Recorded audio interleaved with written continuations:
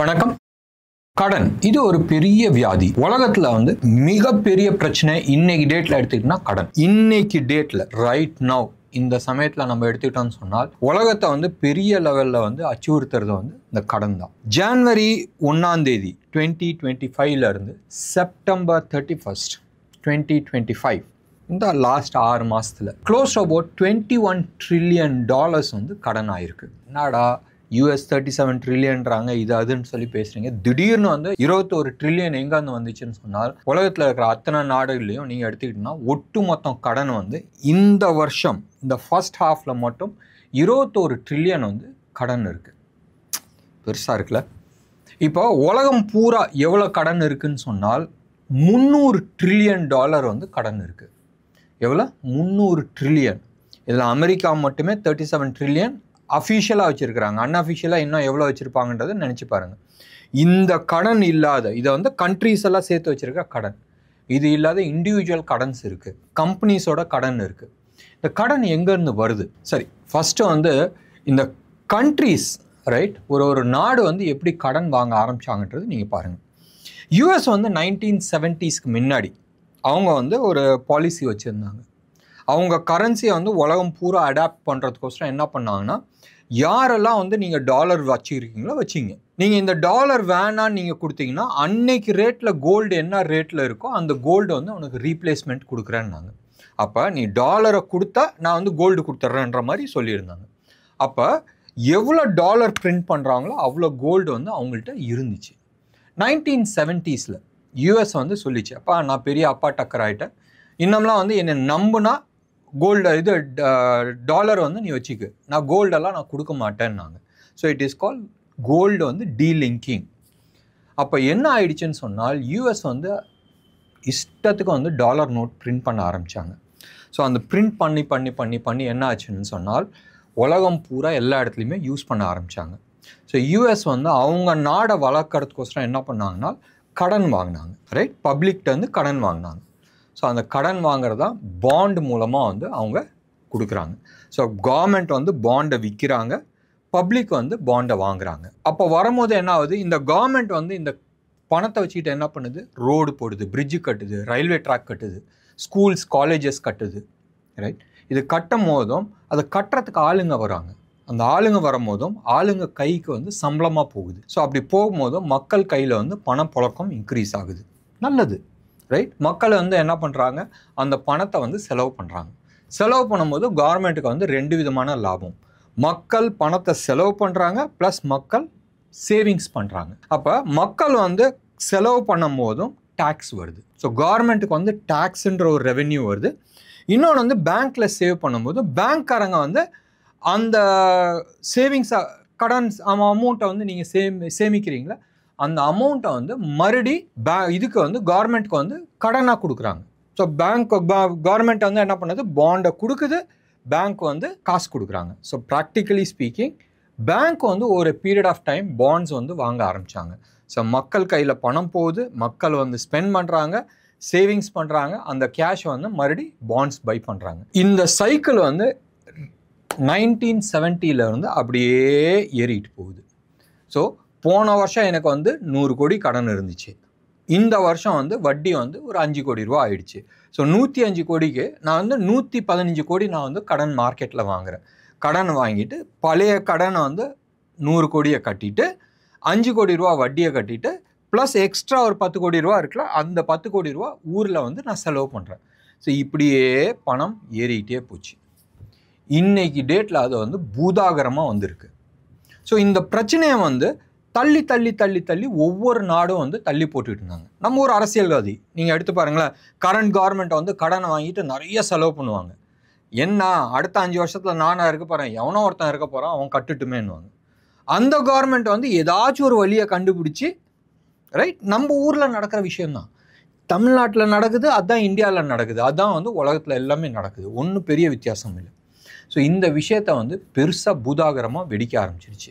1970 2025 வரைக்கும் 55 வருஷம் ஓபி அடிச்சாச்சு. எவனாச்சும் ஒருத்தன் கப்பம் கட்டி தான் ஆகணும். There is nothing call free meal. Right, அந்த கப்பம் கட்டுற நேரம் தான் இப்போ.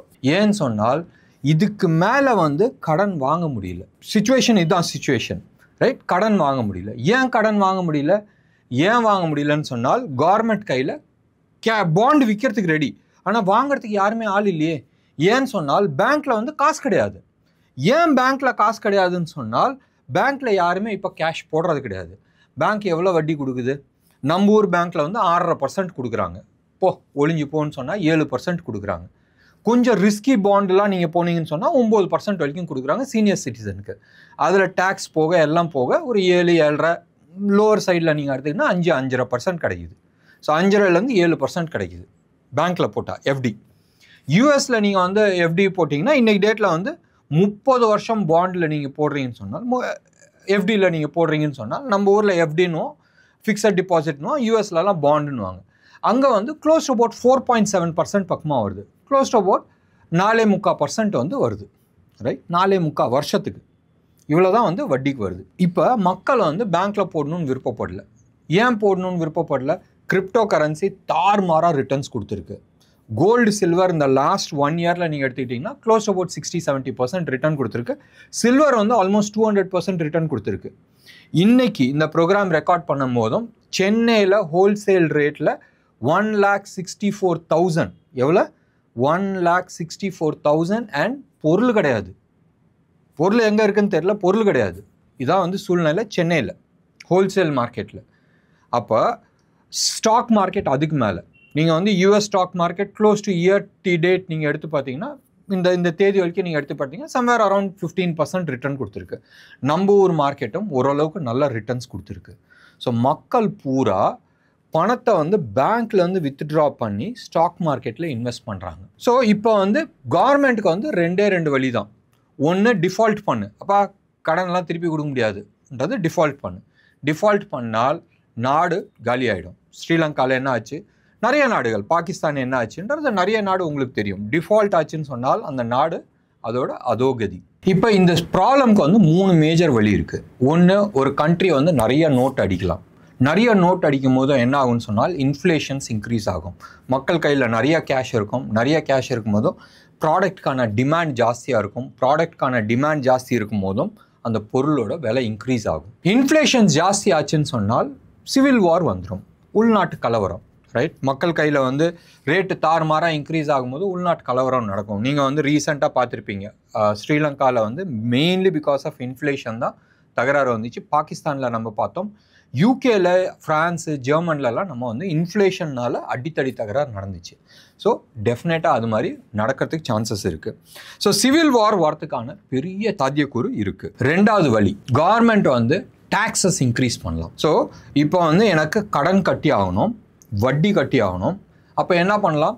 மார்க்கெட்டில் வந்து வசூல் பண்ணணும். வசூல் பண்ணும்போது என்ன பண்ணணும்? எல்லா பொருளோட டாக்ஸஸ் இன்க்ரீஸ் பண்ணணும்.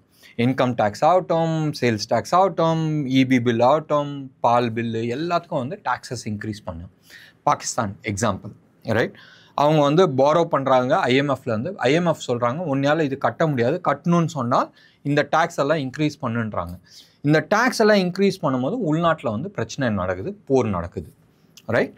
ஸோ டெஃபினட்டாக டேக்ஸஸ் இன்க்ரீஸ் பண்ணும் போதும் உள்நாட்டில் இருக்கிற மக்களுக்கு வந்து பெரிய பாதிப்பு வரும்.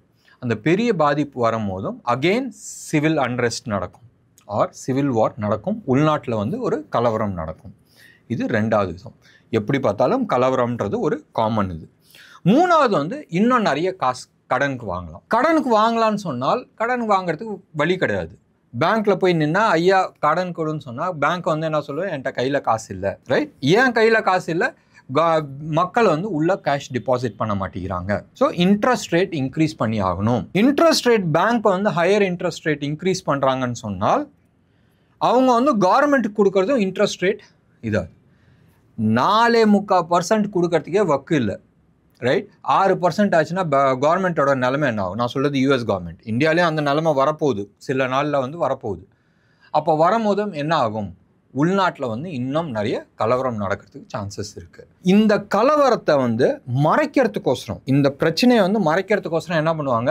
ஒவ்வொரு நாடும், நம்ம ஊரில் நடக்கிற கதை தான், ரைட்? ஒரு பிரச்சனையை மறைக்கிறதுக்கோசரம் இன்னொன்று பெரிய பிரச்சனையை, படம் நம்ம ஊர்லலாம் சத்யராஜ் படம் முதலே வந்துருச்சு. இதே விஷயம் தான் வந்து யூஎஸ் இப்போ பண்ணிகிட்டு இருக்கு. இதே விஷயம் தான் யூகே இப்போ பண்ணிகிட்டு இருக்கு. யுக்ரைன் பலியாடு ஆகிட்டுருக்கு. சைனாவும் வந்து இதே பிரச்சனை தான் அவன் வந்து இங்கே தாய்வானு, ஜப்பானு, யூஎஸ், இந்தியா எல்லாத்துக்கூடையும் அவன் வந்து முறைச்சிக்கிட்டது இதுதான். ஏன்னு சொன்னால் உள்நாட்டில் வந்து இந்த பிரச்சனை ஓடிட்டு இருக்கு, சிவில் வார் ஓடிட்டு இருக்கு. உள்நாட்டில் வந்து நிறைய பேர் கேள்வி கேட்குறாங்க, வேலை ஆள் இல்லை, வேலை கிடைக்க மாட்டேங்குது, விலைவாசி ஏறி போச்சு, ரைட், அண்ட் இன்ஃப்ளேஷன்ஸ் இன்க்ரீஸ் ஆகிடுச்சு. ஸோ இதை மறைக்கிறதுக்கு என்ன பண்ணுவாங்க, இவங்க வந்து தலைவர்கள்லாம் வெளிநாட்டில் போய் ஒரு சண்டை போட்டுக்கிட்டு, ரைட், இதில் ஜென்யூனாகவும் இருக்கும் சிலது, அண்ட் சிலது வந்து மறைக்கிறதுக்கோசரம் ஒரு பெரிய பிரச்சனை பண்ணுறதுக்கும் சான்சஸ் இருக்குது. ஸோ எப்படி பார்த்தாலும் காமனாக ஒரே விஷயம், இந்த 3 விதத்துலேயும், இந்த 3 தவிர வேறு வழி கிடையாது, ரைட், இந்த 3 விஷயத்துலேயும் வந்து காமனாக என்ன ஆகும், உள்நாட்டு போர் நடக்கும். இப்போ மெயின் பிரச்சனைக்கு வரலாம். கவர்மெண்ட்டுக்கு வந்து ஒரே வழி, டேக்ஸை இன்க்ரீஸ் பண்ண முடியாது, நோட்டை நிறைய அடிக்க முடியாது. பேங்க்குக்குள்ளே பணம் எப்படி எடுத்துகிட்டு வர முடியும்? ஒரே வழி, சிம்பிளாக மார்க்கெட்டை கிராஷ் பண்ணிடும், ஸ்டாக் மார்க்கெட்டை கிராஷ் பண்ணு, வேறு வழியே கிடையாது. யூஎஸ் மட்டும் கிடையாது, எல்லா நாட்டிலையும் இந்த பிரச்சனை இருக்குது. அவனுக்கு பணம் நிறைய வேணும்னு சொன்னால் எதில் சம்பாரிச்சிட்டு இருக்காங்களோ அதை காலி பண்ணு, அதை காலி பண்ணால் ஆட்டோமேட்டிக்காக இங்கே வருவாங்க. எங்கேயோ சினிமா தமிழ் படம் மாதிரி இருக்குல்ல, இதுதான் நடக்குது அண்ட் இதுதான் நடக்கும், ரைட். அப்போ உலகத்தில் இருக்கிற எல்லா மீன்ஸ் ஆஃப் ஏர்னிங்ஸ் எல்லாத்தையும் கிராஷ் பண்ணும் போதும் ஆட்டோமேட்டிக்காக பணம் பேங்க்குக்கு வரும். பேங்க்குக்கு பணம் வந்துச்சுன்னா கவர்மெண்ட் வந்து என்ன பண்ணும், ஸ்டாக் மார்க்கெட்டை கிராஷ் பண்ணுவாங்க. ஸ்டாக் மார்க்கெட்டை கிராஷ் பண்ணால் ஆட்டோமேட்டிக்காக மக்கள் வந்து எங்கே வருவாங்க, பேங்க்குக்கு தான் ஓடி வருவாங்க. இங்கே லாஸ் ஆகுறதுன்றது ஒன்று, அந்த லாஸ் ஆகி மிச்சம் மீதி இருக்குல்ல அதெல்லாம் எடுத்துகிட்டு போய் பேங்க்கில் போடுவாங்க ஆட்டோமேட்டிக்காக. இங்கே சூடு அடி போட்டுச்சுன்னா அடுத்தது எங்கே ஓடுவாங்க, அவங்களுக்கு மந்த்லி ஏர்னிங்ஸ் வேணும்ல, ஆட்டோமேட்டிக்காக பேங்க்குக்கு போவாங்க. பேங்க்குக்கு போச்சுன்னா மறுபடியும் கவர்மெண்ட் வந்து லோன் வாங்க முடியும். இப்போ புரியுதா ஏன் மார்க்கெட் பெரிய லெவலில் கிராஷ் ஆகிறதுக்கான சான்சஸ் இருக்குன்றது.